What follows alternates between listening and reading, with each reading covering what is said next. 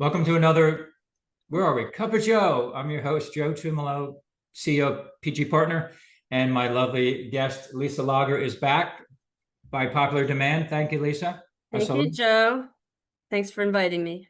My pleasure. Thanks for coming back. So today we're going to talk about big gifts, big plan gifts with wealthy donors, right? And before we got on here, I said, is it going to be very different than the first CupoJoe we did together? And your response is? I think it's really the same. You have to just not let those zeros get in your way, It's the same motivations for giving. Why are they involved? How did they get involved? What is their goal for their philanthropy? And to resonate with the mission and talk about how you yourself as a fundraiser and an individual are interested in the mission, and to find out, are they aware of these other ways that they might be able to maximize their philanthropy? They just may not be aware of the different ways beyond cash that your organization offers. Even wealthy people at that level? It's a myth that wealthy individuals know everything already about plan giving and estate planning. I've heard this often in suggesting that we do some presentations to a board, or suggest that they be told about different plan gifts. They don't necessarily know. Their financial advisor is helping build their wealth and keep it. And the lawyer, the estate planning person, or just their legal representative, is minimizing liability. But there isn't necessarily someone who's talking to them about charitable giving or how to give away money. And so you as a fundraiser can provide valuable insights and options to them, because they're probably already involved in your organization, or you wouldn't be having conversations with them. And they're maybe giving regularly or generously or over a certain age. And yes, they may have potential wealth. And if you're having conversations, you want to prioritize certainly on the ones that are having the most ability to make a gift to your organization. But with any donor, you want to find out all these things and show them other ways to give, that they could perpetuate their annual gift. Did they know that, with a plan gift, like a bequest in their will, or leaving your organization as a beneficiary of a retirement plan? Or did they know they could use money from their donor advised fund for making their annual gift or a beneficiary gift to the organization? So don't let the zeros get in your way. Nice. Oh, and that'll be now, of course, these individuals who have made stock gifts may also be a little bit more sophisticated. They may have retirement plans, so that's kind of a clue. If they made a stock gift or mutual fund gift, then they may have done some planning. So that's a good sign that they may be interested or curious, or also aware of some planning techniques. So you can talk to them to see if they have, these other assets, and find out, if they have any, are there challenges or concerns, and maybe you can address them or help them with a planned gift option. Right. Let's talk a little bit about blended gifts. Sure. So just choose a scenario. We're in a campaign, and obviously we're most likely raising more money than we ever have.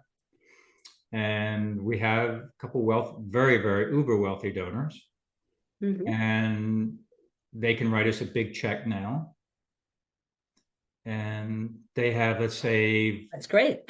Let's say 5 kids. Mm-hmm.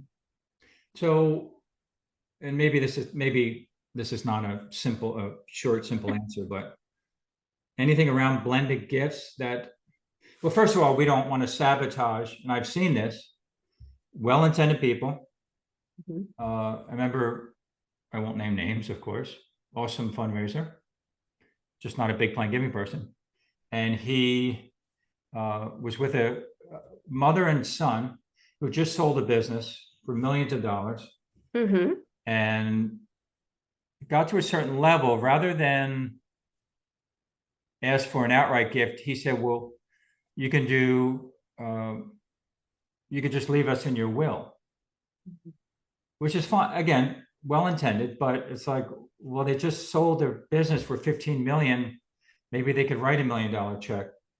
Why not leave the, as Russell James would say, option B is the plan gifts for wealthy people.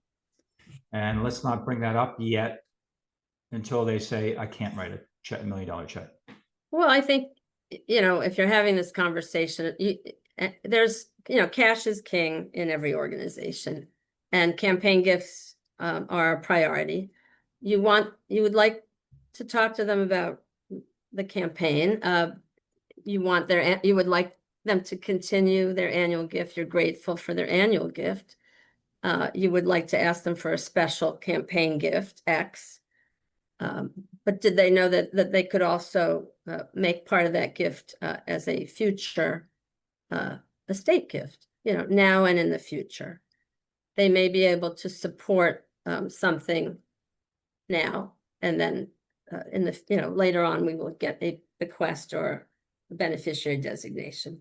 Or they can set up a charitable lead trust, for example, which is a little bit complicated, of course, but it's structured to pay out what would be the equivalent of a major gift over a certain number of years to the charity, and then transfer the appreciated assets, to children with minimal tax implications. So there is such a technique, and I can tell you more about that if you'd like to know, and I'll follow up with you whenever it's convenient, that kind of thing.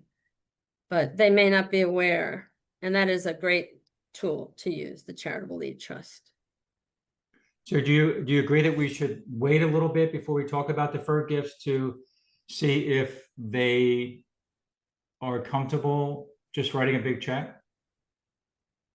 I mean, the rule of thumb is it all depends, Joe. Right. You really can't say that there's no cookie cutter approach to a plan gift or a donor conversation at this level. It's all very customized, bespoke. So it just depends. I don't think there's any reason to hide the plan giving options. Agreed. And can be honest, we need your annual support, especially during these times. We very much would love to have your campaign support. Here are some ways that might make it easier for you to make the gift, that you may not be aware of, including the charitable lead trust, beneficiary designations, and bequests and will. But, as far as planned gifts for campaigns, they're helpful, and there may be limitations on how they're counted towards your campaign, depending on the person's age.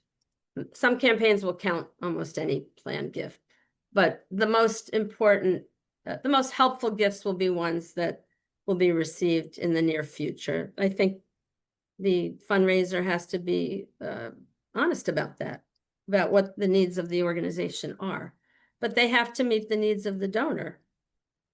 This is not, we need your gift for the campaign. Is this something that fulfills your legacy and your philanthropic goals? We could use your support at this time, but what works for you? What's the right asset? What's the right time? What's the right program? We hope that you can contribute to the capital campaign. If that's not possible, let's talk about what you would like. So you can always continue the conversation if there's pushback. Okay, a quick role play. Lisa, that sounds good. Okay, I'll think about it. I'll let you know. Thank you. I appreciate that. When would be a good time to get in touch with you? Excellent. Right. Can we put something on the calendar? Like, may I call you on September 3rd? Sure. Okay, great. And I'll have some more information for you. And in the meantime, let me know if you have any questions. Thank you. You're How to welcome. role play. Thank you. Right. We want to. Thank you for your ongoing support. Yeah. How much time do you need to review the materials before we circle back? Right. Right. Rather than just mail them out and not have like you just said. have a follow-up.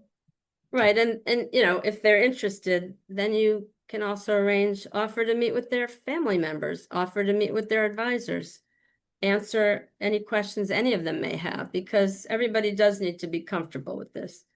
And of course, people are motivated to take care of their family first and foremost, and to be sure that they don't have any concerns financially.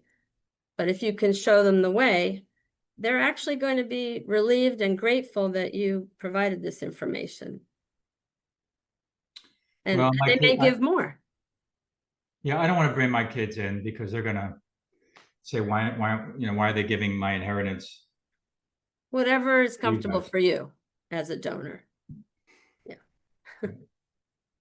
Do you, maybe not for any size donor, how do you, suggestions for our audience on, the biggest thing I hear from donors is, I want to provide for my family, of course, right? Mhm. And I always say, of course, family first, absolutely. If there were ways for you to be able to do that and still provide for us, how would you feel about a conversation around that? Mhm. I mean, anything else that you would say, or we all have our own styles. What would your style be? Well, yeah, no, certainly. First and foremost, after your family's taken care of, would you consider a gift to whatever the charity is?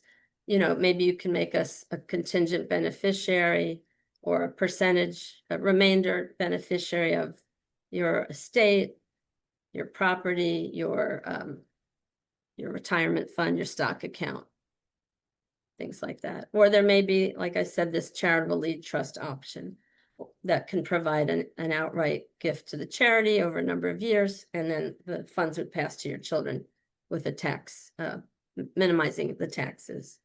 Yeah. There's also, if you have retirement funds, which many people do, the taxation on those and the way they're distributed has been changing. And so now there's a 10-year payout on those. So if you're not comfortable with your kids receiving your retirement assets after you pass, not over their lifetime, but in a 10-year period, that will be highly taxed income. You may want to consider putting those into a testamentary charitable remainder trust that can then make those payments over their lifetimes, over a much longer period of time. Or if you're not wanting to leave those assets to your children, which they could be highly taxed, as I mentioned, you can just have those given to the charity and give your children other assets like real estate or stock or other assets. Great. Awesome. Yeah. Anything else regarding big gifts, big play gifts, blended gifts? Again, not to get into the details initially, tell them that you can follow up.